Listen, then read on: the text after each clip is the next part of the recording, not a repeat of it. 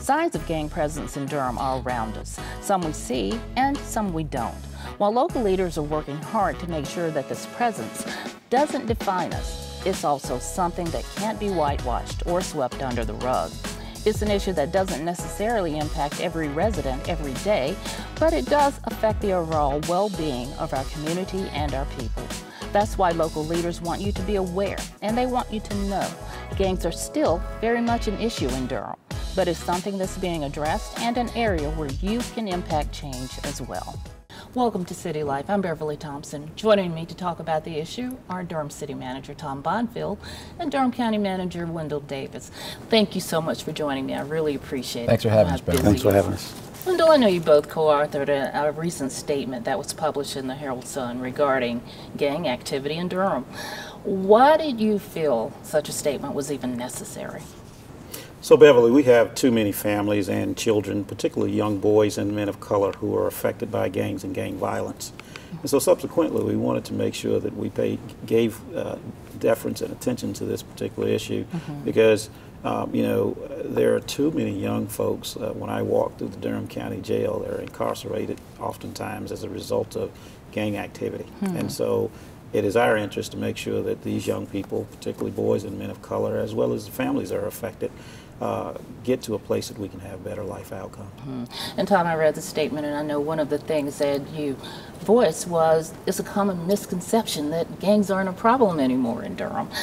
Is it really a significant issue here, and how big really is a gang problem in Durham? So, Beverly, it's always one of those challenges that if we put our Visitors and Convention Bureau or our Chamber of Commerce hat on, we want to say gangs aren't a problem. We want everybody to feel safe, and sometimes the perceptions of if you talk about gangs, then the concern is that people will think Durham's not safe. Durham is a safe place, but the fact of the matter is we have a significant gang presence in Durham. It's not different particularly than many urban communities or across the country that have high rates of poverty and have challenging issues. But our numbers show that we probably have approximately 1,300 individuals in the community that have some gang affiliation. More concerning, if you look at the court statistics, 20% of the juveniles who go through our court system have a gang affiliation. And you say, well, how relative is that to the rest of the state? Well, the rest of the state, that number is 7%. So more than three times the number of percentage-wise participate in particularly at the juvenile level in gangs than what we see across the state. And that's why we felt it was important that we continue to be transparent and communicate to the community about the status of gangs in Durham. So looking at the bigger picture, how does this affect or impact overall public safety, Wendell? So, you know, criminal street gangs obviously represent a real threat to our public safety in Durham. But in general, when we look at crimes, we categorize them in a couple of different categories of violent crimes and property as well as other types of incidents. To gauge the impact of gangs, though, we review incidents such as violent crimes that have validated gang members as either suspects or as victims. And the number of incidents back in 2017 reflects that about a 16% decrease from the year within the time frame within the highest number of incidents, which was in 2013. And so our data indicates that less than half of the crimes where validated gang members was a victim or a suspect are part of a Part 1 crime. So it does have a pretty significant impact overall on public safety. Do you want to add anything? Yeah, I would just say, you know, while we look at maybe the total crime statistics are trending in a positive way, we look at the violent crime statistics, they're not so positive, and as Wendell said, you know, a significant percentage of the violent crime that's committed in this community is associated either the victim or the suspect have some gang affiliation. I know 10 years ago, you know, you were here, and you were here, of course, in a different role, and I was here, and it seemed like Durham was so associated with gang activity. And this is something we've gotten past now, at least we like to think we've gotten past. Do you think the fact that our overall image has changed so significantly in recent years, maybe that's impacting the way that people feel about the fact that, well, they don't think that there's actually much gang activity here? I mean, I think that's some. There's so many positive things happening in Durham and have happened in Durham over the last decade that there are many more positive stories to be told, so to speak. I've only been here 10 years, but I suspect that maybe 15 years ago there weren't as many. And so when there were any kind of violent crime activities that occurred in the community, that's only time you heard about Durham is when it was something to do with a crime. Right. And we're way past that. But at the same time, it doesn't minimize the work that we're continuing to try to do with our community partners, as was said earlier, to try to combat the challenges that many young men in this community, particularly men of color, young boys of color, are facing as it relates to exposure to gang life and gang violence. And I know when this report or the editorial was released, the police department had just come out with a very encouraging crime report. Why did you choose that time, or was it a coincidence? Yeah, I mean, I think for the most part it was coincidental. This is something, as Wendell and I both chair the Gang Reduction Strategy Steering Committee, we've talked about for many months. And we worked on what would be an appropriate statement. We wanted to make sure that the steering committee was comfortable with the statement that we were making. So to some degree, it was just coincidental. But as I said, we definitely are very pleased with the trends this year for crime in the community, violent crime in the community. But I still think that we never wanted to minimize the fact that there's a lot of work to be done. Okay. So Wendell, just considering the fact that a lot of people probably think, gang activity is just a law enforcement issue. You all, the city and county leaders have taken a different spin on this. It's a community issue that you're saying. So what are we as a community doing to combat the whole gang notion? So a few years back, Beverly, we adopted from the Office of Juvenile Justice and Delinquency Prevention the comprehensive gang model in 2009. And we subsequently moved forward with implementing that gang reduction strategy. That gang reduction strategy has been accompanied by, should I say, a gang reduction steering committee. Okay. And we call it GRS, and we convene those meetings sort of bi-monthly, and we've been engaged in those meetings since 2009 in order to implement the provisions of that model. And Tom and I, as you've heard earlier, we both co-chair that committee.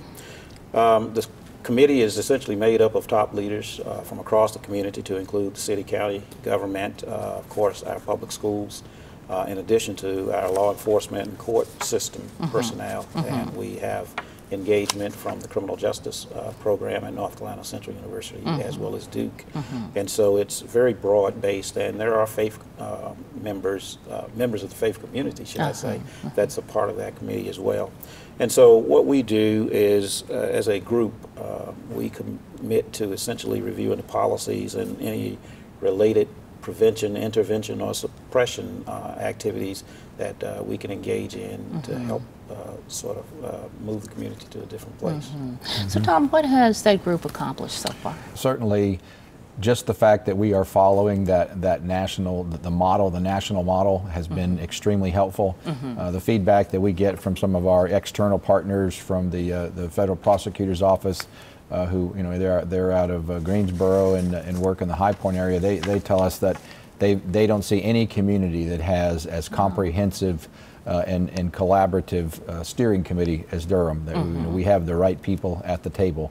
At the same time, because we follow the model, there's a procedure by which we do an assessment, a periodic assessment that tells us kind of where things stand. Are we getting better? Are we getting worse? We look at the various components of the model, and then also, as we look at the data, what are the risk factors that the individuals that are involved in gangs or potentially involved in gangs, what are the risk factors that we need to be responding to? And this goes back to the point about the community partnerships, because it isn't just about the police department and suppression. The prevention and intervention efforts that we have underway are probably more significant than the suppression efforts. Sounds but like we take that data from those assessments, and then we know try to learn what can be most effective.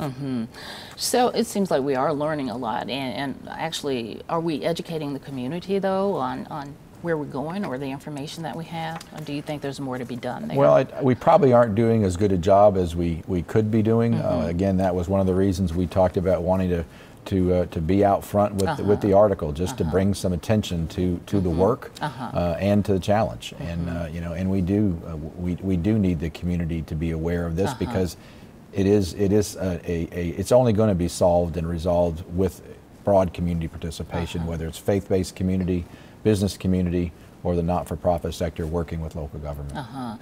So Wendell, let's talk about who the gang members are. How old is the average gang member in Durham? So, Beverly, we had essentially a gang crime report that ran from, I think, the period of 2009 through 2017, and many of the published studies indicate that the involvement in respect to gang members, they range in age between as early as 12 to 14. There was another extensive survey that was done by the Office of Juvenile Justice and Delinquency Prevention. And what that found was that in mid-sized cities, much like Durham, about 60% of the gang members are made up of juveniles. And so Durham's data only includes that of 16-year-olds and older. But as of April of 2016, the most common ages of the gang members in Durham at the time of validation is 17, 18, and 19. Okay. And so the most common current age of a validated gang member in Durham is actually 27. Okay, all right. So by the time they come in contact with the criminal justice system, they've been well into the gang life, I would imagine. Yeah. So Tom, speaking to that then, when are they targeted to join the gang? Well, I mean, I think every story is probably a little bit different. We hear and know some cases gang life is a family business that unfortunately individuals, fathers and brothers, and you know, are in gangs, and these, you know, young people are exposed to gangs at a very early ages from a familial standpoint. But also, just based on the data, we know that you know, that many caretakers and parents are busy. They're just struggling with life. Young people aren't getting the attention, and in some cases the care, love that we all were fortunate enough to grow up in families that provided that for us, and so they look to gangs for that affiliation or that validation, and we know too that the gang members are targeting folks to see who are vulnerable populations that they can bring in, and then they are enticed by you know, some of the glamour, so to speak, of gang life, whether that's a fancy car or whether that's quick money, whether, again, that just in some cases it's not even that, it's just validation as a person and being a part of something that they don't otherwise have an opportunity to be. It's a sad situation, but again, I don't think there's any one way that happens, but in the gang life community, you know, there definitely is the attractiveness on one hand, but also the temptation on the other. And when you're in school and you're around your peers, it makes a big difference, doesn't it? And you know, pivoting to schools, I know you said in your statement that the Durham Public Schools is really working hard on finding alternatives to suspensions. What do suspensions really have to do with gang activity? So, you know, it's a pretty simple question, although we oftentimes, I think, take it for granted. But, you know, as the city manager has pointed out, you know, when kids are not, you know, in the proper place, like being in school, it's that old adage of an idle mind being the devil's workplace. And subsequently, you know, looking at the work that our public school is doing in the space of trying to make sure that there's another alternative as opposed to just getting kids out of school, I think it's certainly the right approach, and it's how we should be collectively thinking about it as a community. When young people aren't in school, bad things happen. It's just that simple. And I think that, you know, some of the approaches that our public education system has taken are the right approaches.